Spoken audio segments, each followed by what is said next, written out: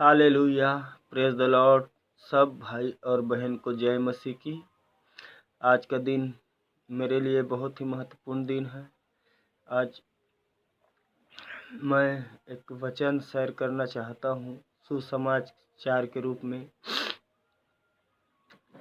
सब भाई बहन को मैं चाहता हूँ इस वचन के द्वारा आशीष मिले और सब के बुद्धि बढ़े। क्या हम जानते हैं, एक बार वचन में लिखा गया है कि एक बार जब यीशु मसीह जिस रास्ते से जाने वाला था, उस रास्ते में जक्कई नामक एक मनुष्य एक गुलर वाला पेड़ में चढ़कर उसकी बाट जोह रहा था। और वो मनुष्य अपने चाल चलन में, व्यवहार में क्या था? चुंगी लेने वालों का सरदार था। यानी वो धनी व्यक्ति था। यानी अब एक हिसाब से हम लोग सोचें तो ब्याज देने वालों को वो ब्याज में देता था।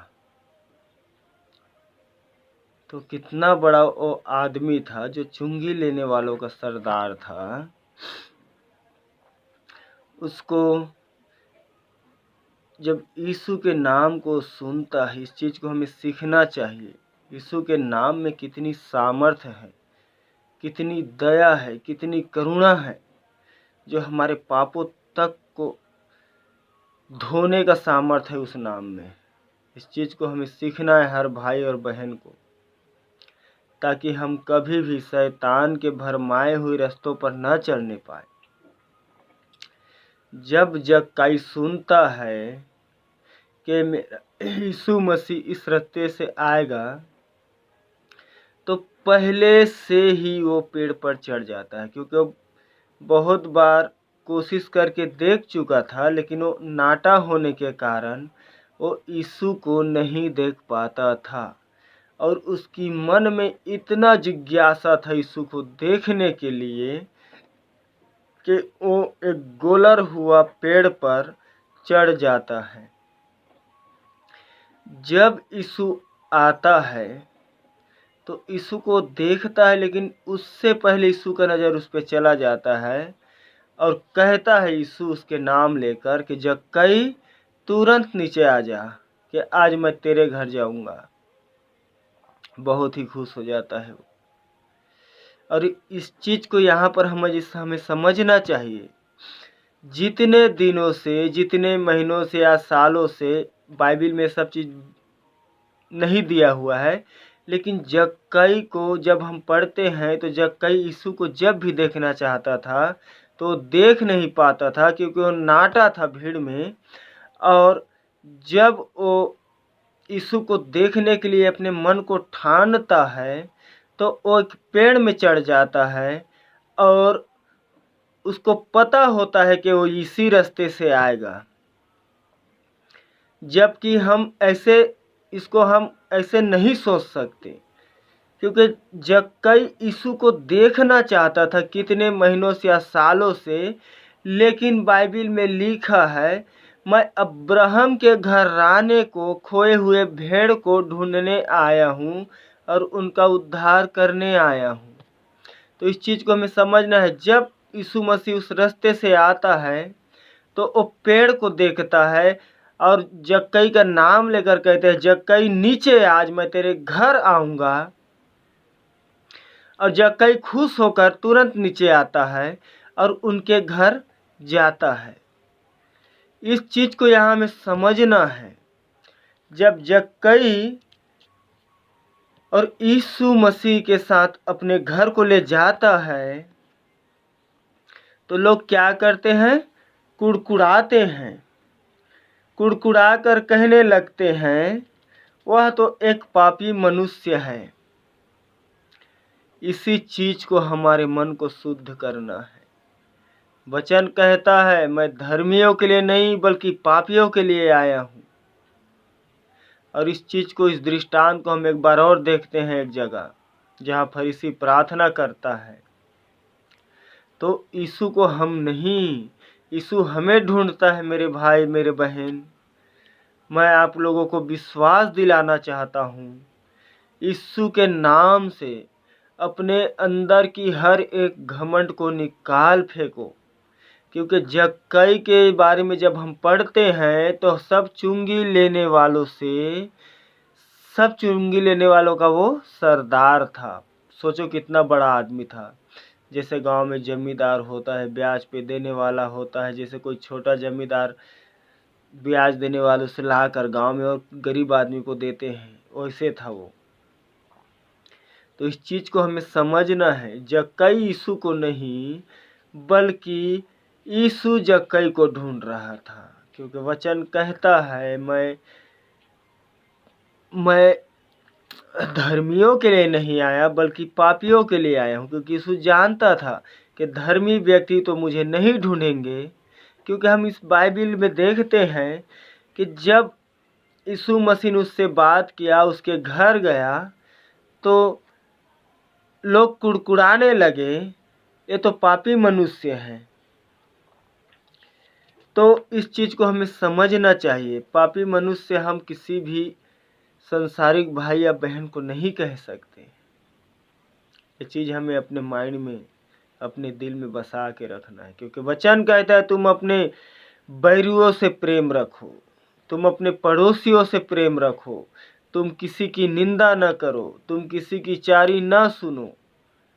तो हम किसी को धर्मी या पापी नहीं कह सकते। ये चीज़ हमें हमेशा यहाँ पर बिठा कर रखना है। हम सबसे पहले हम अपने शारीरिक पापों को मारें।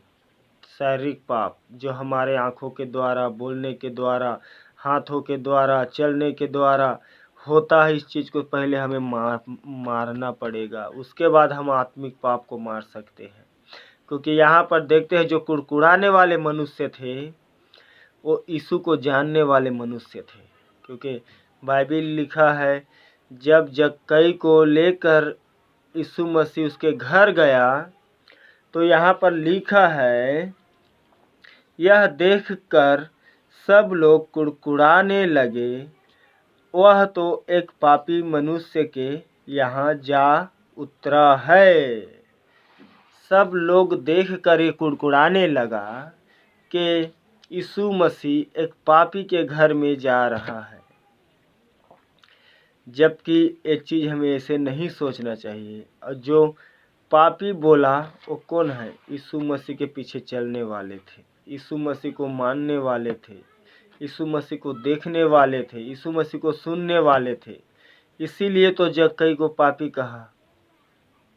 इस चीज़ को हमें सीखना चाहिए, हमें सोचना चाहिए, समझना चाहिए। तो इस चीज़ को हमें हमेशा सीखना है। प्रभु को हम नहीं ढूंढते, प्रभु हमें ढूंढता है। क्योंकि बताऊं, हम डिप्रेशन से और गंदी बातों से, भय विचारों से, हर एक चीज़ से घिरे रहते हैं। जब भी हम देखते हैं फरीसी प्रार्थना करता था तो क्या करता था, धन्यवाद प्रभु, मैं इस पापी मनुष्य की तरह नहीं हूँ, मैं हफ्ते में 2 बार उपवास रखता हूँ, मैं प्रतिदिन तेरी आराधना स्तुति करता हूँ, ये कहकर वो प्रार्थना करते थे। लेकिन जिस दिन उस पापी मनुष्य के मन में पछतावा हुआ, वो कहता है अपना सर कभी परमेश्वर की ओर नहीं उठाया और सर नीचे करके रोने लगा और अपने छाती को पीटने लगा कि हे पिता, मैं पापी हूँ, मुझे माफ़ कर। और वचन कहता है उसका पाप क्षमा हुए। तो इस चीज़ को हमें सीखना है मेरे भाई, मेरे बहन। हम तुरंत बाइबिल की बातों को छोड़कर किसी को हम पापी मनुष्य कह देते हैं, किसी को हम और कुछ बोल देते हैं, खुद अपने मसीही भाई या बहन के बारे में बड़बड़ाते हैं, कुड़कुड़ाते हैं। अगर किसी पास्टर किसी को ज़्यादा महत्वपूर्ण दे रहा है, ज़्यादा अच्छी जगह दे रहा है, तो हम लोग कुड़कुड़ाते हैं, हम भी तो इतने साल से चर्च आ रहे हैं, हम भी तो चर्च की सेवा कर रहे हैं। और हमें क्या हो जाता है? घमंड हो जाता है। तो घमंड किसका पहचान है? आप खुद समझ लो। मैं उस चीज़ का नाम लेना नहीं चाहता। घमंड, क्रोध किसका पहचान है? किसी को ताना मारना किसका पहचान है? झूठी बातों को सुनना किसका पहचान है? गंदी बातों को सुनकर जवाब देना किसका पहचान है? ठट्ठा करना किसका पहचान है? इस सब को आपको समझना चाहिए। मैं सबको इस वचन के द्वारा, मैं जो भी पवित्र आत्मा के द्वारा मैं सीखा हूँ उसे मैं आप सब भाई और बहन को बता रहा हूँ वीडियो के द्वारा। तो हमें इस चीज़ को कहते हैं कि एक बार दूध का जला हुआ छाछ को भी फूंक फूंक कर पीते हैं। तो हमें बार बार जलना नहीं है, क्योंकि शैतान उसी चीज़ को देखता है कि इनके मन में क्या चल रहा है। और जब एक बार पता चल जाता है ना, तो ऐसे शक मन में डालेगा ना, तो वचन में भी शक निकलेगा। तो वचन में हमेशा बने रहें। और हर एक भाई बहन को मैं कहना चाहता हूँ कि वचन से हटकर और कहीं ना जाए, क्योंकि वचन ही हमारा उद्धार है और कोई चीज़ नहीं। कोई धर्मी भाई या बहन के पीछे, या कोई अपने बड़े से अपने जो साथी होते हैं उनके पीछे, ये सब चीज़ तो एक ज़िंदगी है जो व्यवस्था में है। किसी से लेना देना है तो लगा रहता है, लेकिन हमारा व्यवहार कहाँ होना चाहिए? बाइबिल में, ताकि मसीह के द्वारा हम उद्धार को देखें, मसीह के द्वारा हम उस जीवन के जल को पिएं जो हमारे लिए प्रभु ने रखा है। मसीह के द्वारा हम उस मन्ना को खाएं जो एक कापी